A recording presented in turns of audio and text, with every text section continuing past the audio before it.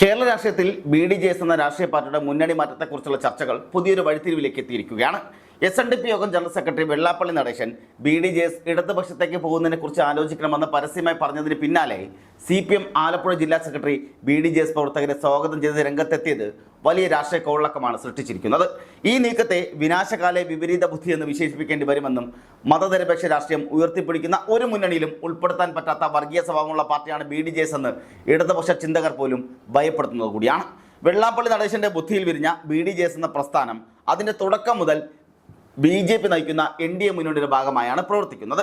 എന്നാൽ ഈ ബന്ധത്തിന് പിന്നിൽ രാഷ്ട്രീയ ലക്ഷ്യത്തെക്കാൾ ഉപരിയായി വ്യക്തിപരമായ താല്പര്യങ്ങളായിരുന്നു എന്നത് വിമർശനം തുടക്കം മുതലേ ഉണ്ടാവുകയും ചെയ്തിരുന്നു. വെള്ളാപ്പള്ളി കുടുംബത്തിന് നേരെ കേന്ദ്ര ഏജൻസികളുടെ അന്വേഷണമോ റെയ്ഡോ ഉണ്ടാകാതിരിക്കാനാണ് BDJSനെ BJPയോടൊപ്പം തന്നെ നിർത്തിയതെന്ന അക്കാലത്തെ പ്രധാന വിമർശനം കൂടിയായിരുന്നു. കേന്ദ്ര ഏജൻസികളിൽ നിന്നും ഭരണകൂടത്തിൽ നിന്നും മറച്ചു പിടിക്കാൻ ഒരുപാടുള്ളത് കൊണ്ടാണ് BJP സമ്മതിക്കാതെ അവർക്ക് മുന്നണി വിടാൻ സാധിക്കാത്തത്. മൈക്രോ ഫിനാൻസ് തട്ടിപ്പ് കേസിൽ വെള്ളാപ്പള്ളി നടേശൻ പ്രതിയായതോടെയാണ് അദ്ദേഹത്തിന്റെ രാഷ്ട്രീയ നിലപാടുകൾ കൂടുതൽ സങ്കീർണമാകുന്നത്.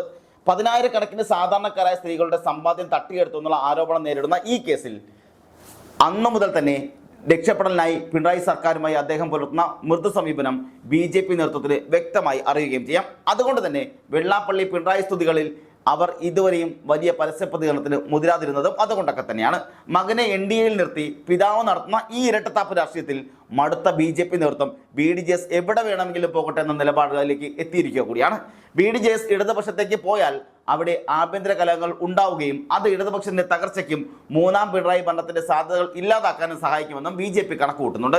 യഥാർത്ഥത്തിൽ കേരളത്തിൽ BJP നേരിടുന്ന വളർച്ച ദേശീയ തലത്തിലുള്ള മുന്നേറ്റത്തിന്റെ ഭാഗമാണ്, അല്ലാതെ BDJSന്റെ സ്വാധീനം കൊണ്ടല്ല എന്നും എല്ലാവർക്കും അറിയുന്നത് കൂടിയാണ്.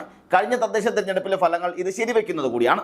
300ഓളം സീറ്റുകളിൽ മത്സരിച്ച BDJSന് വെറും 5 സീറ്റുകൾ മാത്രമാണ് നേടാനായത്. തിരുവനന്തപുരം കോർപ്പറേഷനിൽ NDA വൻ മുന്നേറ്റം നടത്തിയപ്പോൾ BDJS മത്സരിച്ച 4 സീറ്റുകളിലും പപ്പടം പോലെ പൊടിയുകയാണ് ഉണ്ടാകുന്നത്. കൊച്ചിയിൽ 13 സീറ്റുകൾ മത്സരിച്ചിട്ടും സിറ്റിംഗ് സീറ്റിൽ പോലും വിജയിക്കാൻ BDJSന് സാധിച്ചില്ല എന്നുള്ളത് കൂടി നാം ആലോചിക്കേണ്ടതാണ്.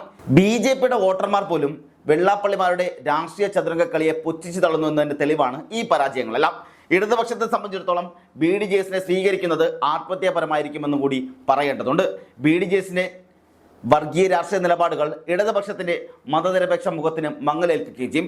ഇതിനകം തന്നെ ന്യൂനപക്ഷ വോട്ടുകളിൽ വലിയ ചോർച്ച ഇടതുപക്ഷത്തിന് സംഭവിച്ചിട്ടുമുണ്ട്. ഒരു സമുദായ പാർട്ടിയെ മുന്നണിയിലെടുത്താൽ അത് ന്യൂനപക്ഷങ്ങളെ കൂടുതൽ അകറ്റുമെന്ന് മാത്രമല്ല, മതേതരത്വത്തിൽ വിശ്വസിക്കുന്ന ഭൂരിപക്ഷ വോട്ടുകളിലും വലിയ ഇടിവുണ്ടാവുകയും ചെയ്യും. മുമ്പ് VS അച്യുതാനന്ദൻ ഉയർത്തിയ ശക്തമായ നിലപാടുകളാണ് വെള്ളാപ്പള്ളിയുടെ വർഗീയ രാഷ്ട്രീയത്തെ തടഞ്ഞു നിർത്തിയത്. അമ്മയെ തല്ലിയാലും 2 പക്ഷമുള്ള വെള്ളാപ്പള്ളി എന്ന് VS അധിക്ഷേപിച്ചത് അദ്ദേഹത്തിന്റെ അവസരവാദ രാഷ്ട്രീയം കണ്ടുകൊണ്ട് തന്നെയായിരുന്നു. BDJS രൂപീകരണ വേളയിൽ ഈഴവ വോട്ട് ബാങ്ക് ലക്ഷ്യമിട്ട സംഘപരിവാർ നീക്കങ്ങളെ തകർത്തത് VS അച്യുതാനന്ദനായിരുന്നു. ഇന്ന് ആ ചരിത്രം മറന്ന് BDJSനെ സ്വീകരിച്ചാൽ അത് ഇടതുപക്ഷത്തിന്റെ അടിത്തറ തോണ്ടുന്ന തീരുമാനം കൂടിയാകും. തദ്ദേശ തെരഞ്ഞെടുപ്പിലെ മുഖ്യമന്ത്രി വെള്ളാപ്പള്ളിയോട് അല്ലെങ്കിൽ തദ്ദേശ തെരഞ്ഞെടുപ്പിലെ ഈ തിരിച്ചടിക്കുള്ള പ്രധാന കാരണം മുഖ്യമന്ത്രി വെള്ളാപ്പള്ളിയോട് കാണിക്കുന്ന അമിത താല്പര്യമാണെന്ന് അണികൾക്കിടയിലും സംസാരമുണ്ട്.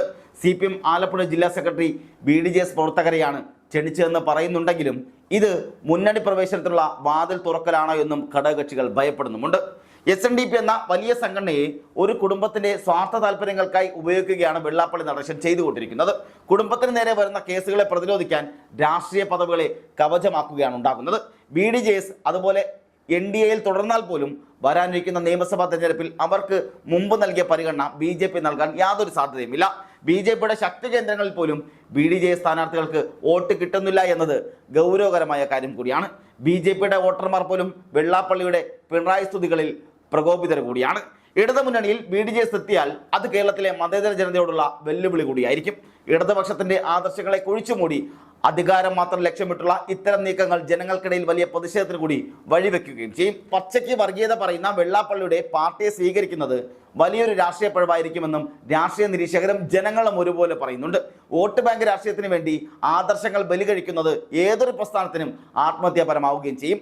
അവസരവാദ രാഷ്ട്രീയത്തിന് കേരളത്തിലെ വോട്ടർമാർ നൽകുന്ന മറുപടി എന്തായിരിക്കുമെന്ന് വരും കാലം തെളിയിക്കുകയും ചെയ്യും. തത്വദീക്ഷണമില്ലാത്ത ഈ രാഷ്ട്രീയ കച്ചവടം കേരളത്തിന്റെ മതേതര മനസാക്ഷിയെ മുറിപ്പെടുത്തുന്നത് കൂടിയാണ്.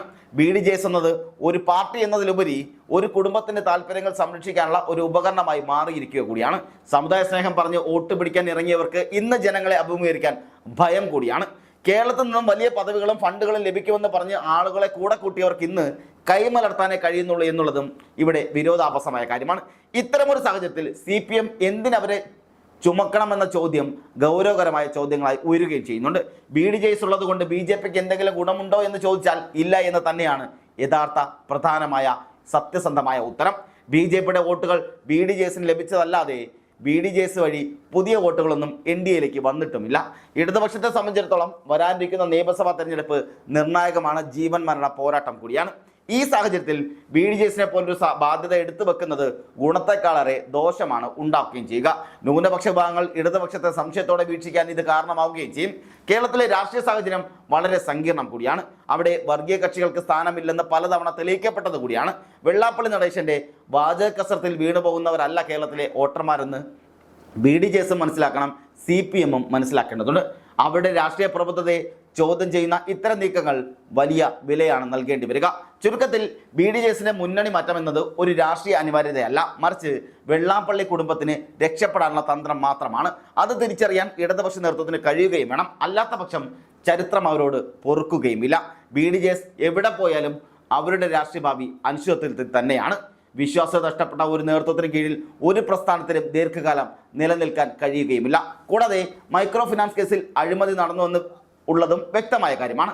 സാധാരണക്കാരായ സ്ത്രീകളെ വഞ്ചിച്ച് കോടികൾ തട്ടിയെടുത്ത കേസിൽ നിന്ന് രക്ഷപ്പെടാൻ വെള്ളാപ്പള്ളി ഏതറ്റം വരെയും പോകും. ഇതിനായി മുഖ്യമന്ത്രിയെയും സർക്കാരിനെ പുകഴ്ത്തുന്നത് സ്വന്തം തടി രക്ഷിക്കാൻ വേണ്ടി മാത്രമാണ്. എന്നാൽ ഈ വലയിൽ വീഴുന്നത് ഇടതുപക്ഷത്തിന്റെ പതനത്തിന് കൂടി കാരണമാവുകയും ചെയ്യും. കേരളത്തിലെ കമ്മ്യൂണിസ്റ്റ് പ്രസ്ഥാനം പടുത്തുയർത്തിയത് ഇത്തരം വർഗീയ ശക്തികളെ എതിർത്തുകൊണ്ട് തന്നെയാണ്.